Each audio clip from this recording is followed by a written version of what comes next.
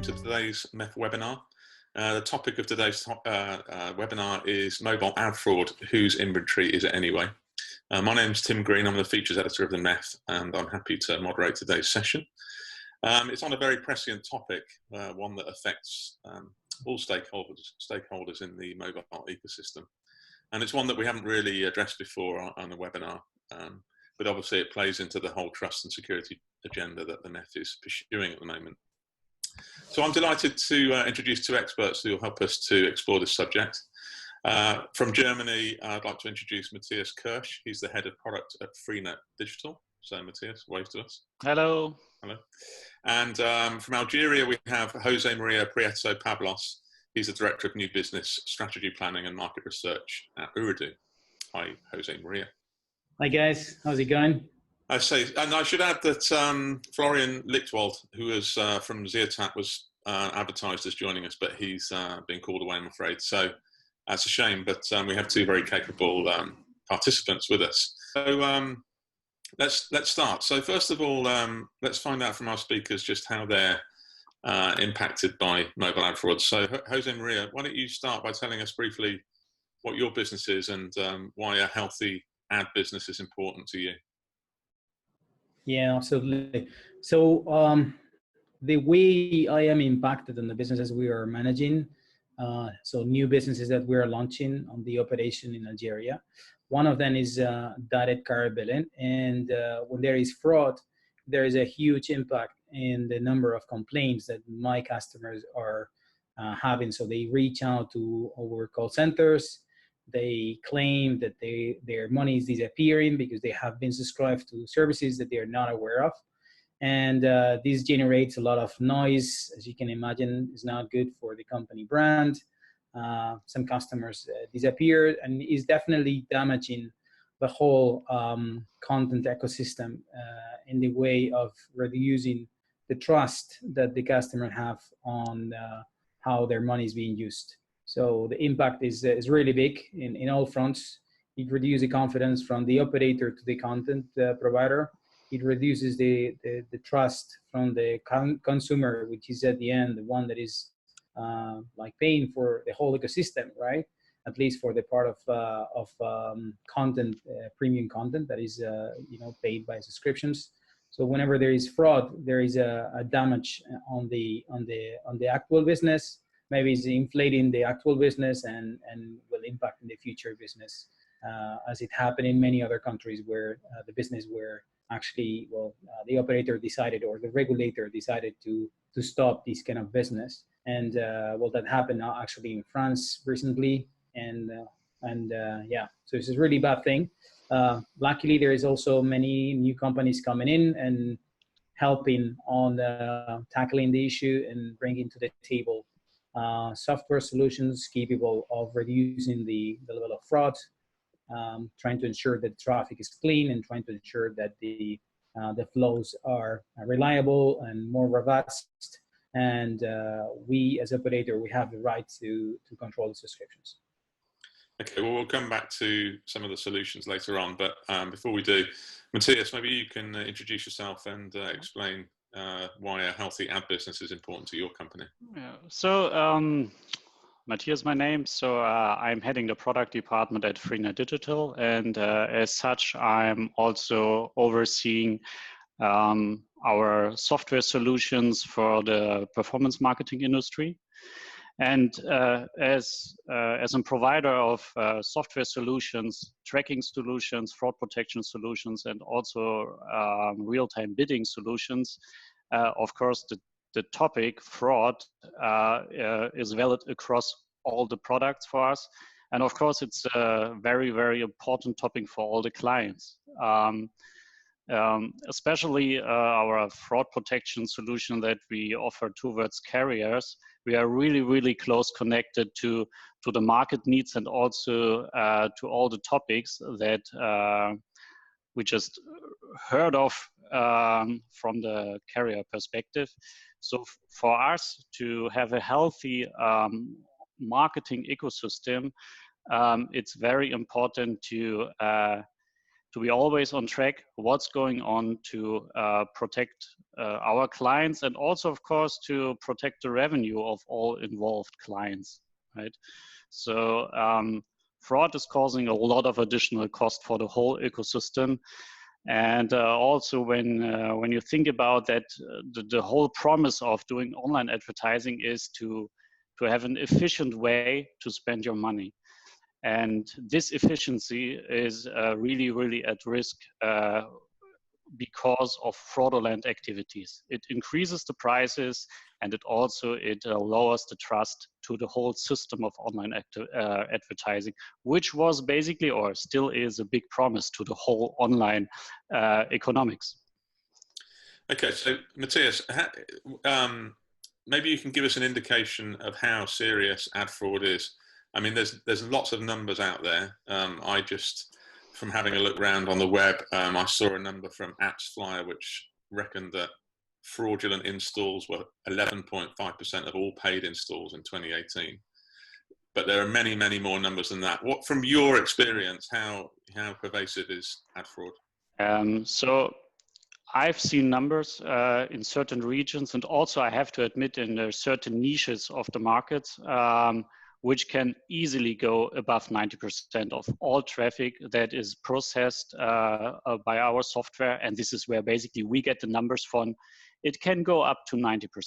Right. So there is really, really a lot of fraudulent activities. As I said, these high numbers are in niche markets, but these niche markets still needs to be, I don't want to say cleared, but there needs to be monitored, and also that we make to all the involved parties transparent what's going on. This is basically the important thing. So from our perspective, by also offering a fraud solution, it's not that this solution basically is up to make the decision whether there's a high or a low risk. We can show that, and then the clients itself can decide how do they want to deal with this risk.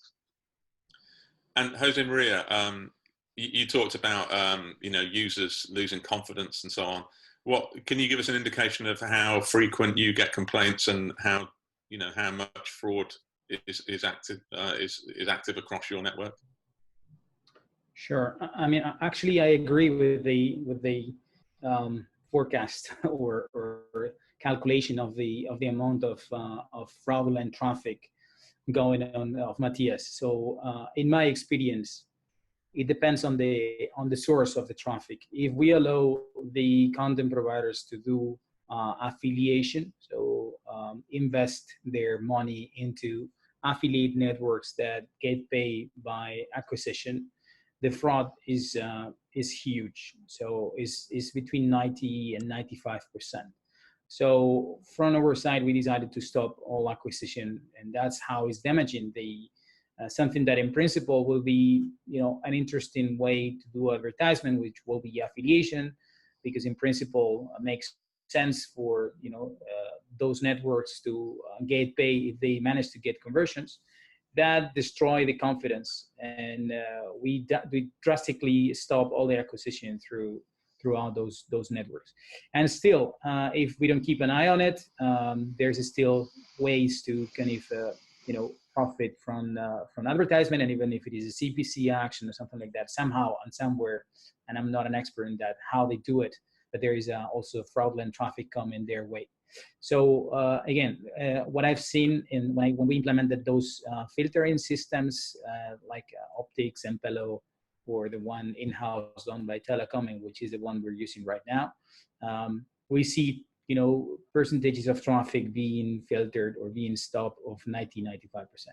And regarding the question of how many people complain, we went last year through a very big hype in number of complaints that generated a lot of noise internally.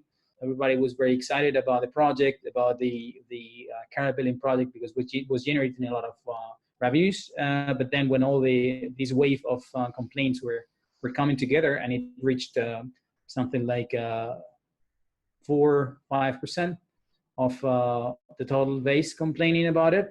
But that doesn't mean that is the total number of people that has suffered fraud. I mean, I'm sure it is more than that. right? So we put in place a number of actions from stopping services to stopping acquisition to implementing the subscription platform in the middle, so we can control all the subscriptions, to just monitoring day by day the number of complaints coming to our call center, and then going back to the content providers to stop services, stop acquisitions, or change the way they communicated, right?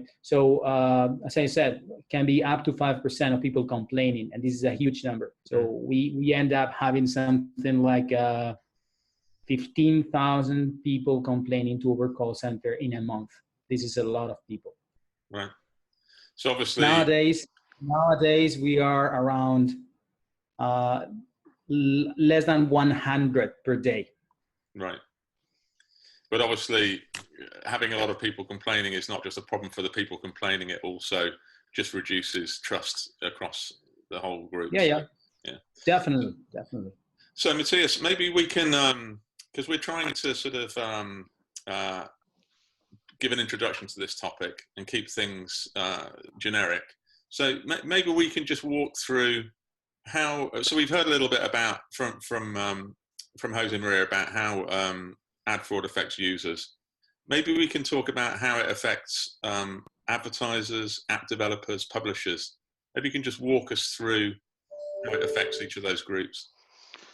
Yeah, so basically, most effective are basically the advertisers who are asked to, let's say, pay a CPA bounty to the publishers for an acquisition that basically the advertiser is the one who basically pays for user acquisitions that actually do not really happen in the matter that there is a valid and a valuable user.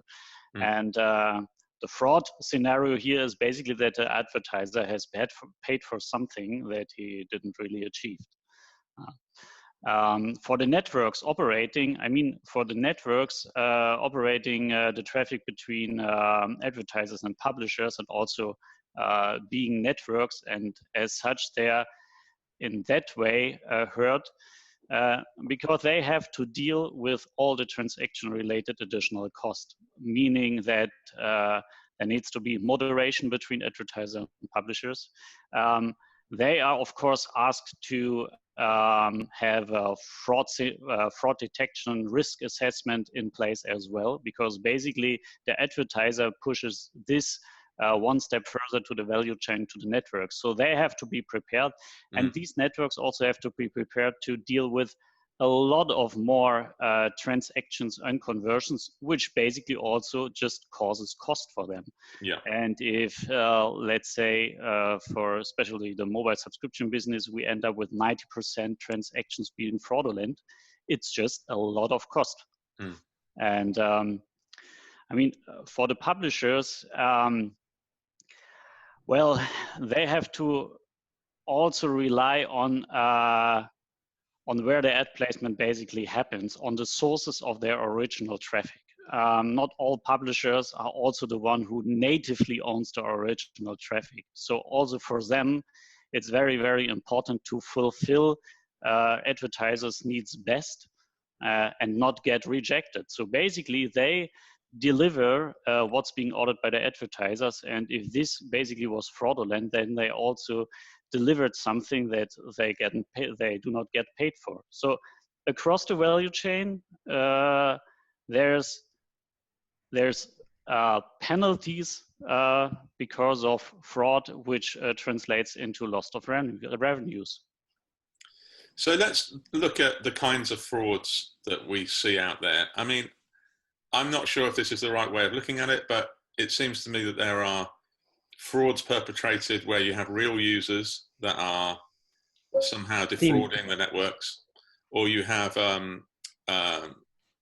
bots, or you have publishers that are misleading advertisers. So Jose Maria, maybe you could walk us through the different kinds of fraud. Let's start with fraud where perhaps real people are are downloading apps and then clicking on ads themselves, or they're incentivized to install apps, but actually they're being paid to do so, and they're repeatedly downloading the same app, these kinds of things. Maybe you could walk us through those kinds of frauds. Sure. So if I may, before that, to build on top of what Matthias was saying about the cost for the whole value chain, I fully agree with that vision, because you see, you know, they are advertising, they are getting subscriptions into their services, but you know, there are many of them that are just non-existent. One of the fraud mechanism is MSISDN injection.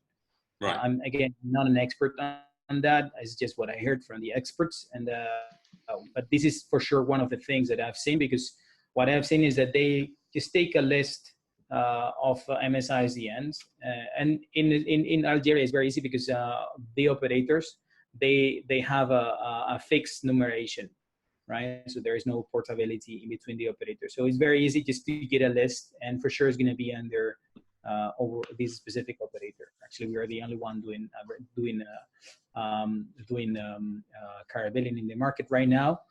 So it's very easy to get that, right? So you get a list and you start injecting those users, hijacking the flow, and then you get a number of people subscribed to the service, and then what we get is people with feature phones that they will never be able to access the certain content, claiming that, hey, I'm subscribed to this game service or to this music service. I will never be able to, and I'm 85 years old, right? Something like that. We end up having that, and then, you know, the content provider might have paid for that traffic, made a conversion of someone that is going to get pissed, and then we need to refund this guy, so they end up having zero money, right? So it's not in their interest.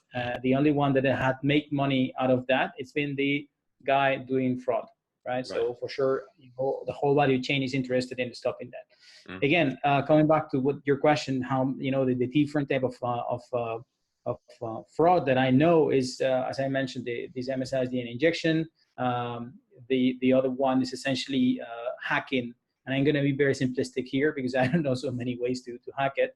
I think you listed in the email you shared with me, you know, the other type of fraud or hacking that exists to be able to overcome the existing flow of subscription and get from the, I mean, of course, in the side of the display, there are many ways. You have a pixel, you have one advertisement that is transparent, and when they click on the page, they're thinking they are clicking on the page, but they are clicking in a banner that is fraudulent. Whenever it exists, header enrichment is even easier for them. We provide header enrichment to facilitate the flow. Or we provided in the past header enrichment to facilitate the flow. Header enrichment means that the network is telling the specific content provider what is the MSISDN of the person connected to this program. They don't need to get. Matthias, maybe we can bring you in here. So Jose Maria kind of talked about some of the techniques that advertisers are victims of. So we're talking about things like having an ad the size of a pixel or an unviewable ad, so that they think that the users are actually clicking on their ads, but they actually can't see them. Can you elaborate on some of these? Yeah, so I mean, basically, it's a very, very old method, but we see them, that is still one of the most successful ones, and this is what he also just described. It's click checking. Yeah. So basically, most of especially the phone carriers, to operate their subscription flows, there are certain steps required, and most of the scenarios are still using click checking by pretending clicking on, let's say, a play button for a video. And the first time the button doesn't really work, so everybody clicks the second time, which is basically the double click opt-in. And underlying to this play button, the subscription flow has been taken care of. So this is still one of the most common scenarios which is still used, even if it is so old, and even that there are basically most, let's say, of the risk assessment tools out there can identify that. You have to have that in place. So otherwise, it's still a very valid method to create subscription for carriers.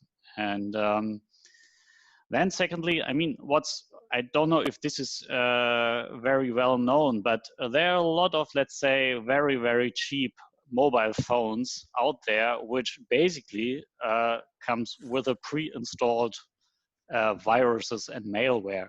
So these phones are basically subsidized because the operator, the manufacturer, already knows that in the software, in the operating software, there are certain fraudulent mechanics built in, which basically installs applications where then they get some install revenues, or even subscribing the user silently during nighttime, and also unsubscribed after the sale has been successfully reported. And so these are the scenarios, especially the last one, where we see in our data that this gets more and more popular. So that basically the phone already comes with malware installed in it, which also user can't really easily get rid of. It's just there. Right? So how does that happen? Is that sort of criminals working in the factories, or is it actually at the higher level than that? I don't know exactly. So I honestly don't know about the sources, how these phones are manufactured. I just know that even in Germany, if cheap handsets are offered on eBay, basically they are sold because they're cheap. They're similar to high-end phones, and there's a market for it. So people always seeking for cheap solutions and for cheap handsets. And with these handsets, whoever shipped them, whoever produces them, it's then part of the ecosystem. And this in particular then has nothing to do with people have to download or ask to download an application, and this application then has malicious methods and algorithms included. This is just because the handset has a built-in malware function. Right. And inside that malware, what would be happening? Would there be a bot that is clicking on ads or performing fake installs, or? Yeah, I think performing fake installs is what we see most coming from these handsets. So they are automatically always updated with, let's say, latest install offers from certain ad networks, and even the ad networks that are basically running these install campaigns, they are not even aware that the traffic source is such a handset that basically triggers the installs. And I mean, this basically also happens at night then when everybody's sleeping, not looking at the phone. So the installs happen, the app's getting installed, there's reporting back to the network that the install happened. Then automatically the app gets uninstalled again, and in the morning you have no clue what happened during the night on your phone. Wow. So this actually are scenarios that we experience. Okay, well, we'll come back later to how we might resolve some of these problems. I believe there are other kinds of fraud where, for example, a fraudster can install malware or a bot inside the phone and then claim credit for genuine app installs. Is this something that you've come across? Yes. Can you explain it in a bit more detail? So basically, I mean, first of all, you always need to get into the phone. Basically, someone can get access to your phone if you're installing an application. It could be a very simple weather application which just asks for too much access to the phone, and most of the people just click yes, yes, and then already the door is open. And that basically opens the door for mainly install fraud, but as well for everything else that could happen with the phone. I mean, there's still also a lot of SMS-based subscription services where you can secretly run the whole messaging applications without the user knowing, subscribing to certain services, and also sending confirmation and grabbing also SMS pin flow pins and just applying them to the sign-up forms where needed. This all happens. So basically, it's very, very important here that first of all, make sure that your phone doesn't come with a malware from the manufacturer. And secondly, people should really keep an eye on the application they install and also what kind of permissions they grant to this application. So this is what you can always do from the user perspective level. So Jose Maria, is there anything that an operator like Oordeoo can do to educate people, or even limit the kinds of fraudulent apps that are available that have this kind of malware installed inside them? So, I mean, for sure we can do things. Just before that, I would like to make sure that I understood this correctly from Matthias, because I think it's worth of clarifying that the operator has nothing to do. I think he mentioned that we as operator, we subsidize these kind of devices. That's not what I meant. So not the operator, it's always the manufacturer who sells the phone for a cheap price because he knows he has certain functionality included. And I don't mean operator subsidiary. Right. It's worth. Yeah, I was sure that it's like that, but I'm not sure it was understood like that. So actually, we are quite against that situation, as you can imagine, because that fraud can be of many kinds. Even they could, fake certain features of the network, and we don't really want that situation to happen. The thing is that nowadays, with this global market, there is a lot of. I have to say, most of them are Chinese devices that are floating in the markets, are very cheap, as you mentioned, maybe for the reasons you mentioned, maybe because they just do cheap stuff that come with certain nasty, software installed in there. And I agree with you, and it's very interesting what you mentioned is that there are like, applications and software that come with certain, capacities of controlling your phone as a Trojan horse, and capable of installing, subscribing, and doing everything. If you have that installed in your phone, there is nothing that anybody can do. I mean, maybe actually I heard that there is some malware installed in the ROM of the in the side of the hardware that is not possible to be deleted. So the only way you can recover that phone is to flashing it completely, or just buying another one. And that exists. We are aware of that.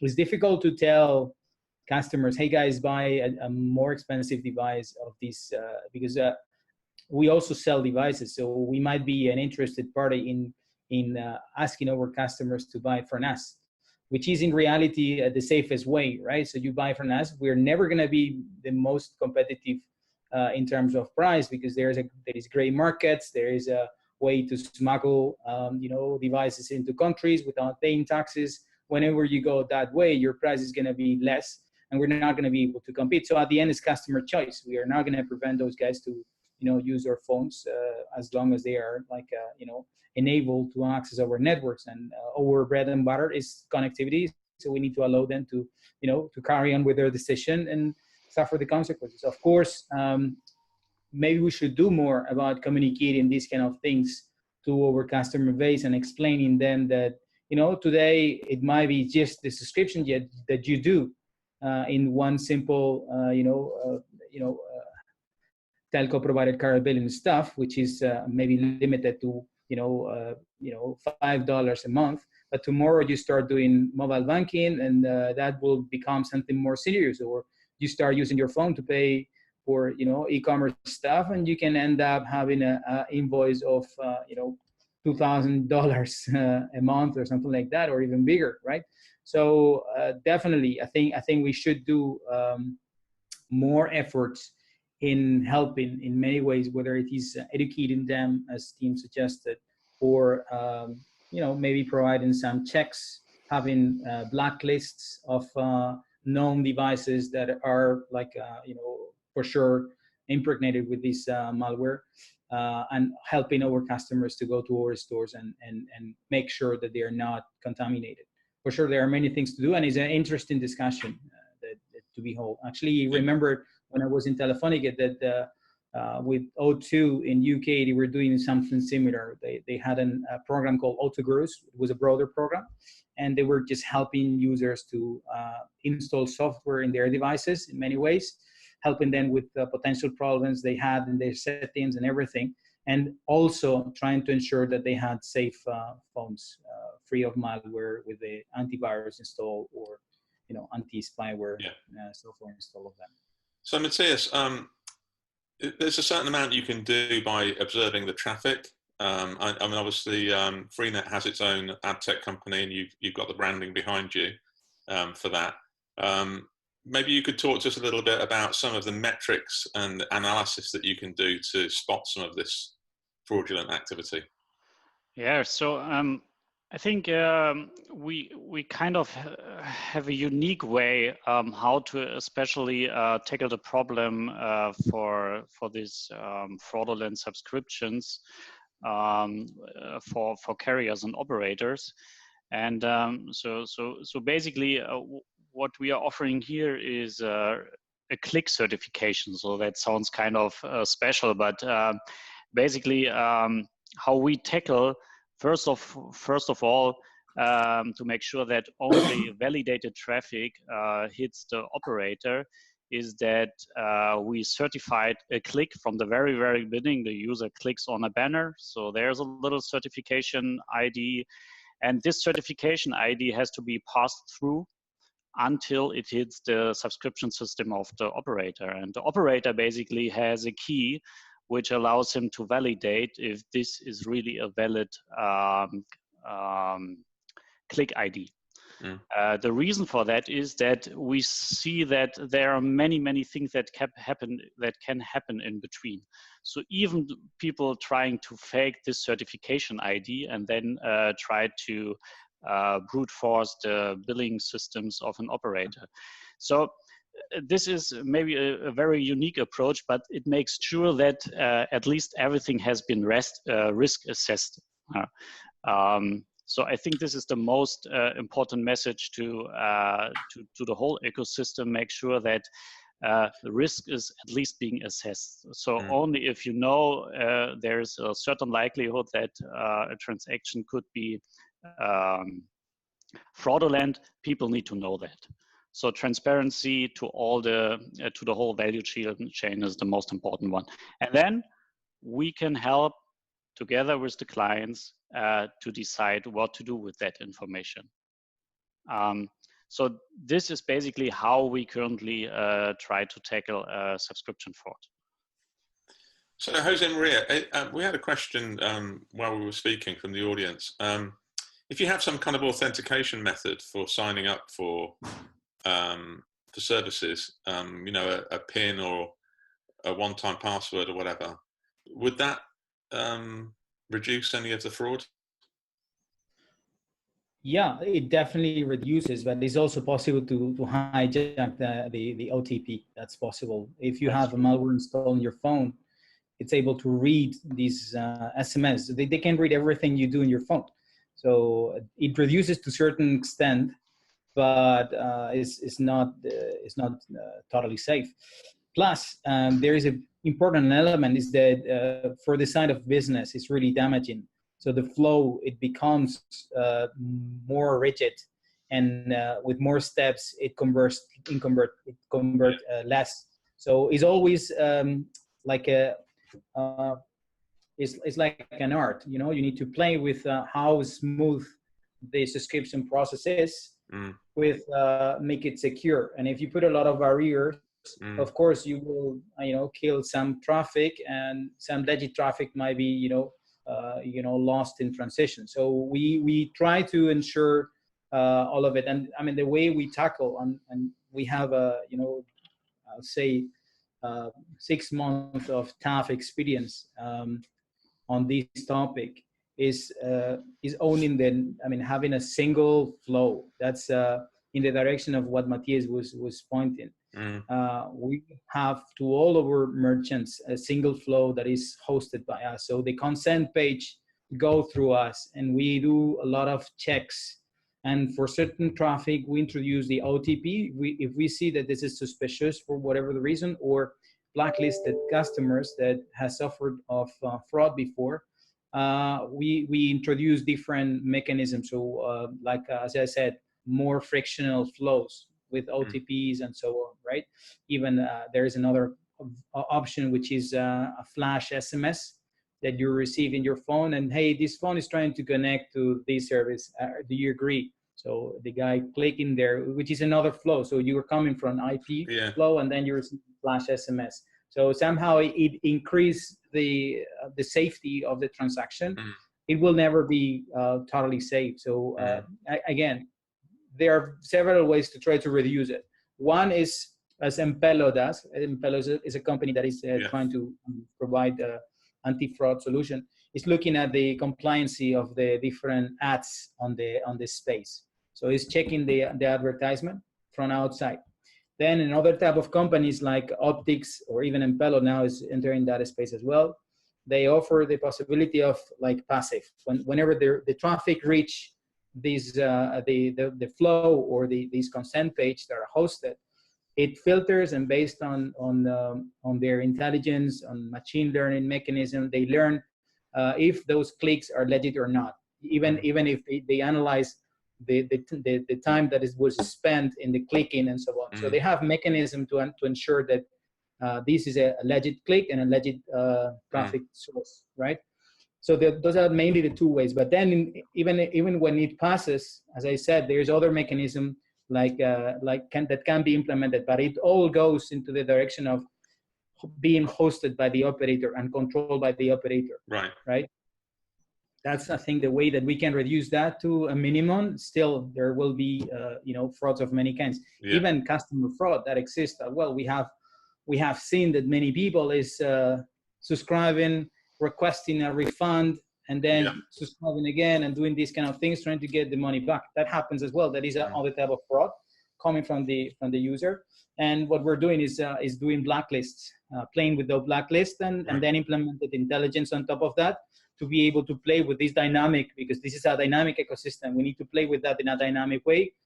It cannot be a manual thing. It needs to be automatic and dynamic to be able to, as I said, fine-tune the side of frictionless and the side of security. So Matthias, Jose Maria has just kind of talked about some of the analysis tools that you can look at the patterns of clicks to decide whether some are fraudulent. As I understand it, the fraudsters are trying to get past that by designing their bots to behave like human beings. Is this something that you've noticed, and what can be done about that?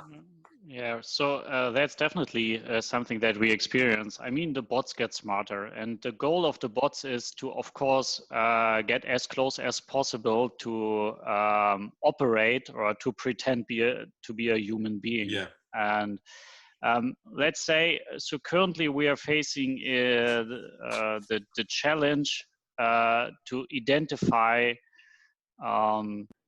patterns. So that's also what Jose just said, that having machine learning, and this is not only a buzzword, because definitely we need machine learning with a lot of data being processed, because only then you are able to still find patterns. And as long as bots are even trying to simulate human behavior, they are still following algorithms and patterns. And I think the challenge for the future is, for all fraud and risk assessment tools, is that they are able to still identify pattern. So the bots will get smarter, but so the fraud protection tools needs to be as well. And as I said, so more data, more security. This kind of sounds like a strange thing, but basically that's true in this particular case. And as bots becoming smarter and smarter, I think it's now a competition who can identify pattern best. Is that that seems like a nightmare, because it seems like the fraudsters' algorithms get better, so the machine learning algorithms get better to detect them, and it keeps going up and up. Is that sort of something that can ever stop? I mean, I hope so, it will stop, but what also comes into play here is that there's a certain cost attached to all transactions being processed through the digital world. So you can't scale that unlimited without really causing cost. And that's also true for the fraudsters. I mean, maybe they're still doing a lot of money, so they can also invest in also having the machine power to generate patterns and to emulate user behavior. but there's a certain cost always attached to processing and generating data as well. If this is the limit, or if it becomes, let's say, unattractive for smaller fraudulent market players, that they step out of the market, or if this leads to having even more serious corporations even running fraudulent traffic, I don't know. But currently, really, it's a head-to-head race, fraudsters against risk assessment companies. So finally, because we've only got a couple of minutes left, what are the risks of fraud on closed networks like Facebook and Google? Are they at lower risk of fraud, and is there a risk that the advertising money will move to those networks because everywhere else is infected? Matthias. Well, so first of all, you're right. They're a more closed environment, and I'm sure they have also technology available that monitors all the transaction in their networks as well. I'm pretty sure they are. I don't have so much information how badly fraudulent activities happening in their own ecosystem. So when we think about that, Facebook owns Instagram. Instagram now has this shop functionality. Instagram is now also handling a lot of e-commerce transactions directly on the Instagram Messenger or social network, which is not originally made for that. I'm sure that inside this ecosystem, there are still fraudulent transactions, but honestly, I don't have an idea how much that is or how they are tackling that. But I would assume most of this happens inside these ecosystems. Jose Maria, do you have anything to add on Facebook and Google? Yeah, definitely. I mean, for us, it's a much more secure and safe environment. We actually don't allow doing affiliates anymore because of that. And the reason is clear. This fraud damages the advertisement ecosystem. And Google and Facebook, they live out of advertisement, and they do a lot of things to avoid fraud. And one example is Facebook. They've recently started putting a lot of more barriers for advertisers to promote subscription services. And yeah, it exists, of course. And I can give you an example, a similar example that what Matthias explained before, for other context. For instance, in Facebook, you can find applications that you can subscribe. It's very, very bad services that very low value, but if you don't realize that you're subscribed, they start scraping your, taking your money out, and you don't know it, and then they make money out of it. And it's just as stupid as, you see a picture and you start passing to the next picture and next and next and next and next. It's funny stuff that you are interested in looking at the next one, like a meme or something. And then in the last one you click and oh man, I subscribed. How can I switch it off? I don't know. And then disappear. It's like, this is fraud. Yes, of course it is. But, it's like, there is always going to be fraud. There's always going to be smart ways to trick the system. But what I see is that first, CPC, because they don't operate normally in CPA, cost per click, or that's less likely to be, generating fraud. That's number one. And secondly, I'm pretty sure that they put all the methods in place to avoid fraud from happening, right? So it tends to be, I think, in general, and you were asking about what is going to be the future, and I agree, it's a neck-to-neck fight, but there's going to be less and less money in this in those ecosystems because of the fraud. So they will be having less money getting out of that ecosystem because there is less business happening there. So with less money, they will have less money to invest in having those, those mechanisms. And that is when, or maybe in this process, there is a, some smart company saying that I'm going to do the things clean, and I have the means and the will to be big enough to own this space of CPA or affiliate or something like that. And I make sure that things are super clean or as clean as possible. And they make another private ecosystem based on CPA that are more controlled. Those are, spin-off of the situation that can happen.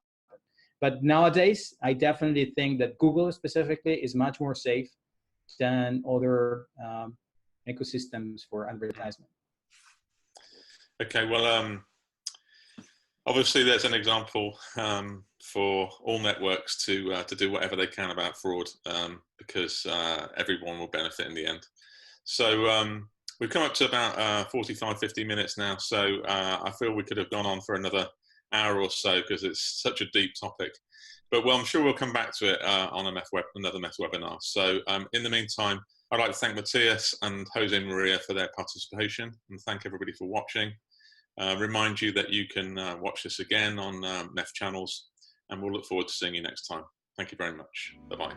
Thank you. Thank you, guys. A pleasure. Cheers.